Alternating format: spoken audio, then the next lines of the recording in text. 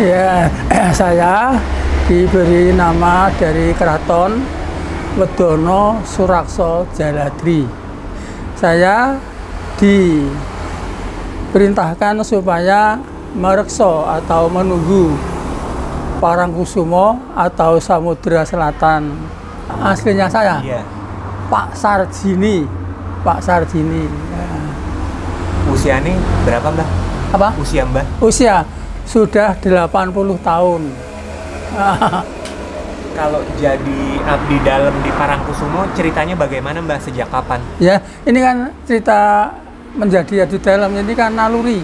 Naluri namanya, maunya ayah saya itu menjadi abdi dalam, jadi kan ini dilintirkan kepada saya.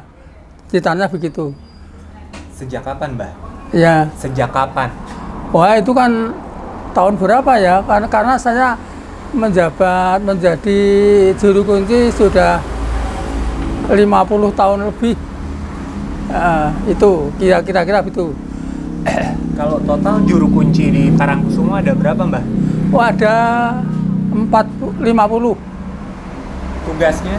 Ya, karena ini abdi dalam 50 dijadikan 3 kelompok. Itu kan kurang lebih dari diwajibkan di Belabelu, di Molono Mahribi, dan di Parangkusumo. Menjadi abdi dalam istilahnya ya, kalau di pemakan di desa pesuruh atau dia harus melakukan apa yang diperintahkan oleh ratu. Perintah seperti apa, Mbak, yang diperintahkan? Ya, perintahkan umpamanya ada kajatan namanya sesaji, larungan atau labuan. Labuan kalau di desa namanya syukuran, diaturkan atau diberikan kepada Kanjeng Ratu Kidul. Ya, awalnya adanya Kanjeng Ratu Kidul itu kemarin di Jawa Barat, Pejajaran. Sebelumnya ada raja namanya Siliwangi, ada raja namanya Munding Sari, punya anak satu namanya Roro Sawidi. Kenapa dia menjadi raja merajai Kelautan Selatan? Karena dia mempunyai kelebihan, jadi apa-apa mempunyai kanuragan dan melihat itu mempunyai, jadi dia tidak mau mati dan tidak mau kawin. Itu kan Prabu Munding Sari murka atau marah karena dia digadang menjadi raja di Pejajaran, tapi dia tidak mau, dan dia maunya saya minta mati seusai zaman. Tidak ada kalau manusia itu mati seusai zaman. Maka dari itu Prabu Munding Sari tanya kepada anaknya, bagaimana, Nduk, kamu tidak mau meladeni semua putra dan semua raja? Nah, itu kan Roro Sawidi matur, Romo, sebetulnya saya minta tolong pada Romo supaya saya minta mati seusai zaman. Jadi dia tidak mau mati namanya. Nah, itu kalau begitu Romonya itu kan murka atau marah. Sekarang kalau kamu mempunyai tujuan yang begitu, pergilah dari keraton. Tuh, itu kan sungguh-sungguh itu sudah diajarkan oleh Tuhan. Roro Sawidi mengerjakan, keluar dari keraton. Dari keraton sampai pantai Parangtritis itu tidak makan, tidak minum, dan dia berjalan kaki, tidak seperti sekarang berjalan kaki. Nah, itu sampai di tepi pantai Parangtritis itu dia semedi, minta tolong kepada, kalau kemarin itu namanya dewa, dan itu dia sesudahnya semedi itu ketemu oleh dewa. Ditanya, Nduk, kamu maunya apa? Kamu di pantai Parangtritis merusak raga kamu, compang-camping dan kamu tidak makan dan tidak minum. Nah, yang ya terima kasih yang sebetulnya saya dari Pejajaran sampai ke Pantai Parangtritis ini kan saya mau punya tujuan. Apa tujuanmu? Saya minta tolong pada Eyang supaya saya nanti dikabulkan hidup seusai zaman. Karena tidak ada orang itu hidup seusai zaman, tidak ada. Harus mati. Tapi Roro Sawidi mendesak, saya sungguh-sungguh harus dikabulkan ya. Kalau kamu rela meninggalkan raga kamu bisa hidup sesuai zaman. Kalau tidak bisa, tidak bisa. Yang saya mengerjakan dan menurut perintah Eyang saya nanti akan mengerjakan semua pekerjaan saya dan penyuruh Eyang. Ya kalau begitu mari berdoa supaya kamu bisa meninggalkan raga kamu, jiwa kamu. Sudah itu sudah dikerjakan. Lantas Roro Sawidi muncullah roh. Jadi raga atau jiwa digelar di tanah. Jadi hanya roh. Roro Sawidi, sesudahnya kamu meninggalkan raga, kamu hidupnya tidak di dunia ini. Nah bagaimana yang kamu hidup di tengah laut? Di tengah laut ada bangunan, yang membangun bukannya manusia, itu buatan alam. Keraton yang serba emas. Kamu berduduk di situ dan kamu menempat di keraton, dan saya tolong roh-roh yang di keraton itu kamu mengordinir, kamu pelajari, jangan sampai roh-roh itu mengganggu anak cucu, biar aman di dunia ini. Karena di dunia ini punya anak saya sendiri. Itu kan Roro Sawidi ya yang saya mengerjakan, dan menurut perintah Eyang saya mau apa perintahnya Eyang. Sekarang kamu diam di Keraton Kidul dan saya beri nama Kanjeng Ratu Kidul. Ini adanya Kanjeng Ratu Kidul.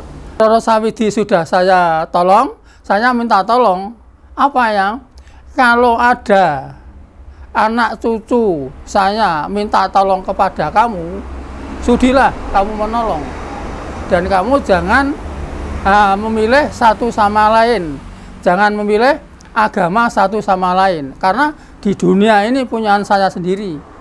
Ya yang terima kasih yang saya mengerjakan apa perintah yang moga-moga nanti bisa saya kerjakan. Dah kalau begitu di keraton saya kembali ke surga atau kembali ke Kahyangan. Kalau bedanya Kanjeng Ratu sama Nyi Roro Kidul itu bagaimana, Mbak? Oh itu kan kalau Kanjeng Ratu itu saya katakan bahwa Kanjeng Ratu Kidul itu putranya Prabu Munding Sari. Kalau Nyai Roro Kidul itu istrinya Ki Joko Tarub.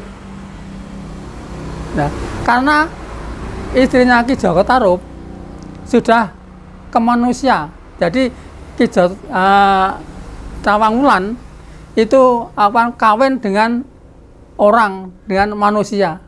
Dewa tidak menerima karena kamu sudah kawin dengan manusia, tidak boleh kembali ke Kahyangan. Lantas dia merasa bagaimana nanti hidup saya. Dan dia semedi seperti Roro Sawidi dan ketemu dewa. Kalau kamu akan hidup yang sejahtera, marilah ikut serta Kanjeng Ratu Kidul. Dan kamu harus menurut perintahnya apa Kanjeng Ratu Kidul. Yang terima kasih saya menurut dan mengerjakan perintah yang itu. Jadi namanya ikut hidup dan sarjana ikut apa namanya numpang hidup di Keraton Kidul. Kalau pengunjung biasanya minta tolong kepada siapa Mbah dan apa yang biasanya diminta? Yang diminta? Iya. Ya macam-macam minta. Kalau orang awam atau orang desa itu minta keselamatan dan minta supaya nanti kerjanya itu lancar dan minta rezeki itu dan minta apa namanya supaya anak saya nanti masuk polisi diterima, jadi macam-macam Mas. Itu. Terus syaratnya apa Mbah biar dikabulkan? Syaratnya itu kan kalau saya itu bukannya saya itu kan dukun ya, hanya saran saja. Marilah kalau kamu akan bertemu dengan roh. Roh itu kan suci, maka dari itu marilah bersihkan jiwa kamu. Dan membersihkan tidak namanya mandi, tetapi puasa. Puasa itu ada 1 malam 1 hari dan ada lagi 3 malam 3 hari.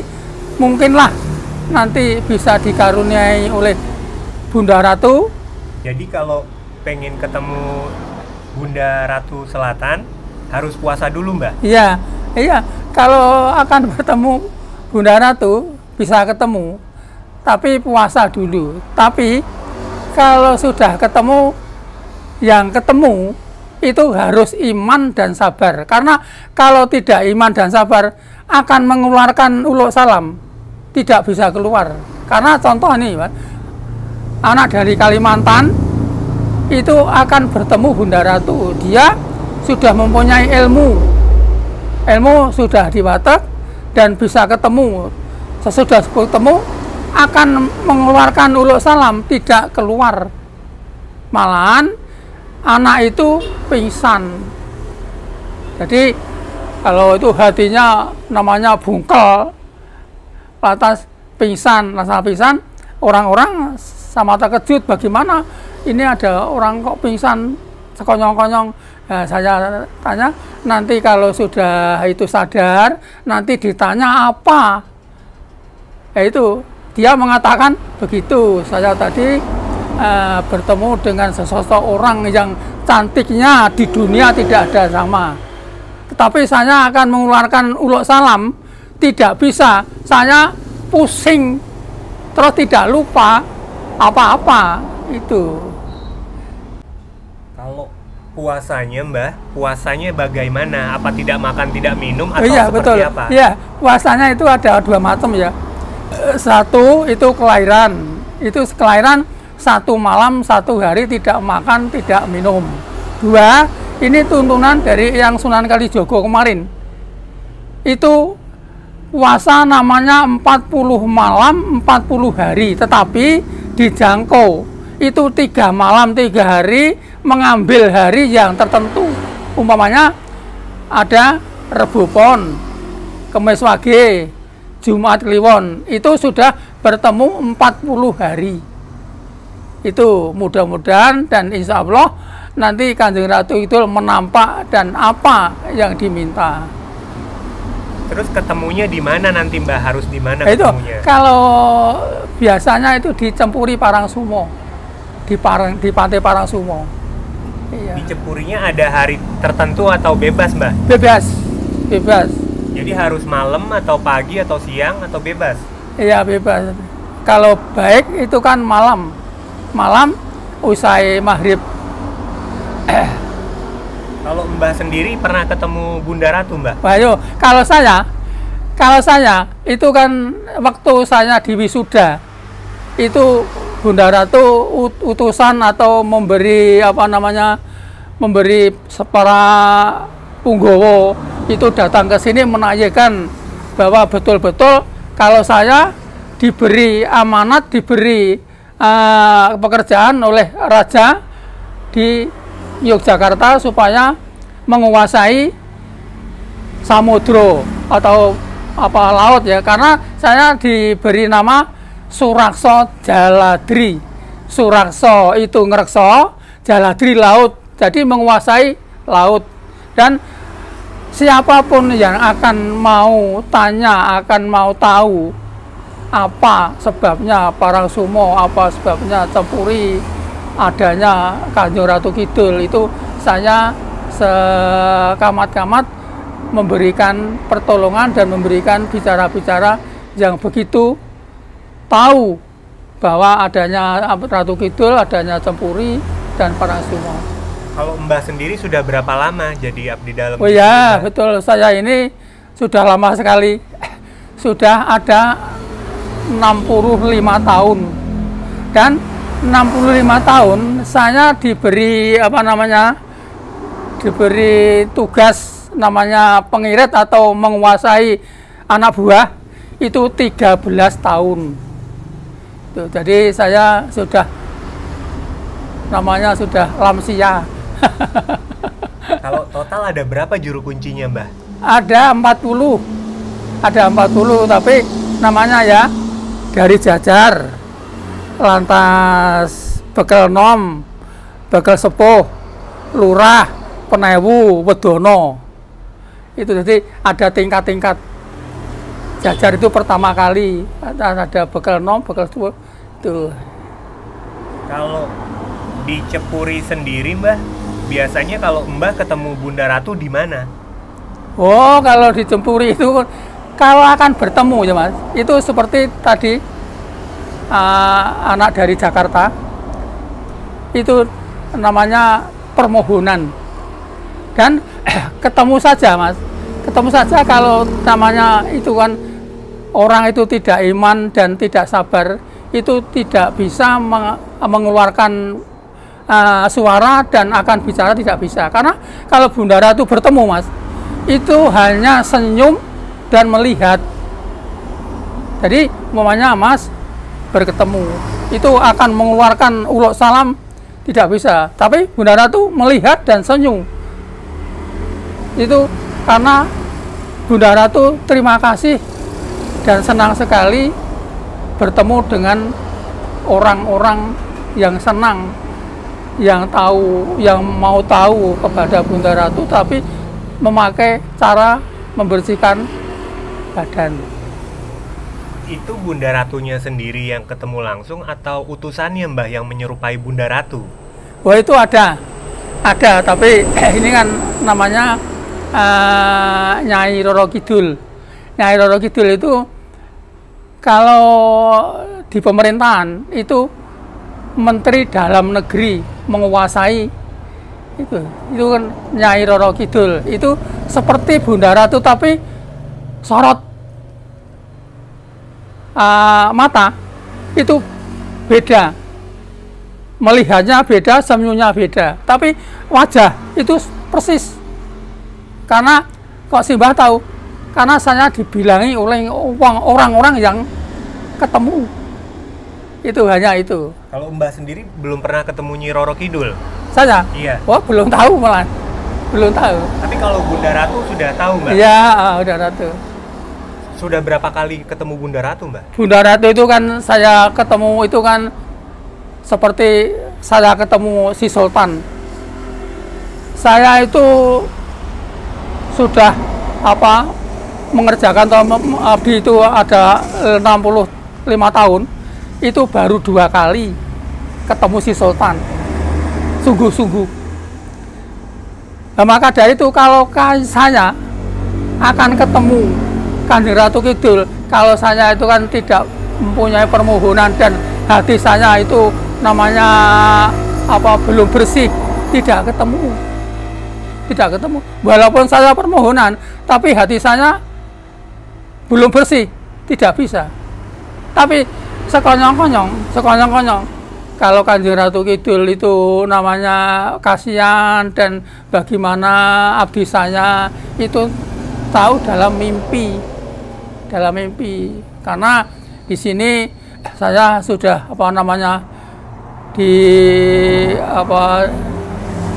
dari anak Aceh, yaitu Simbah itu kalau malam tidak di rumah, Mbah. Maka kalau tidur jangan sampai Simbah itu sendiri. Betul-betul saya itu kemarin saya sakit di Surabaya, ketemu anak Letnan Surabaya, tapi saya memakai hanya celana kolor. Karena apa? Karena saya mengaku nama saya ini diberi HP, menyodorkan ini namanya ini, itu betul-betul nama saya, pokoknya begitu. Jadi kalau saya itu bersih-bersih betul, itu bisa ketemu, dan penjualan dalam itu sungguh-sungguh kasihan kepada saya. Jadi Mbah ketemunya berapa kali sama Bunda Ratu dan kapan? Nah, kalau temu tuh Bunda Ratu itu kan yang sesungguhnya hanya 1 kali. Kapan? Wah, sudah lama sekali ini. Di mana Mbah? Iya, sudah lama. Nah, saya umur 65 tahun itu saya ketemu 1 kali, tapi kalau dalam mimpi itu bisa ketemu dalam mimpi, tapi kalau saya ketemu dalam mimpi itu saya ragu-ragu apa betul, apa saya hanya khayalan atau apa. Iya deh. Tapi kalau saya ketemu itu 1 kali. Kapan Mbah? Pertama kali kapan ketemunya dan apa yang dibicarakan waktu itu? Wah, yang dibicarakan hanya yang hati-hati kamu menjadi ketua abdi dalem, hanya begitu. Jadi dia itu berkata itu tidak efek seperti saya, tidak mau, hanya 2 kali 3 kali. Ini bahasan pokoknya kemarin Kanjeng Ratu itu kepada Penembahan Senopati itu hanya 2-3 kali saya bantu. Udah. Waktu dulu ketemunya pertama kali di mana Mbah? Di Cepuri kah atau di mana sih Mbah ketemunya dengan? Di Cepuri.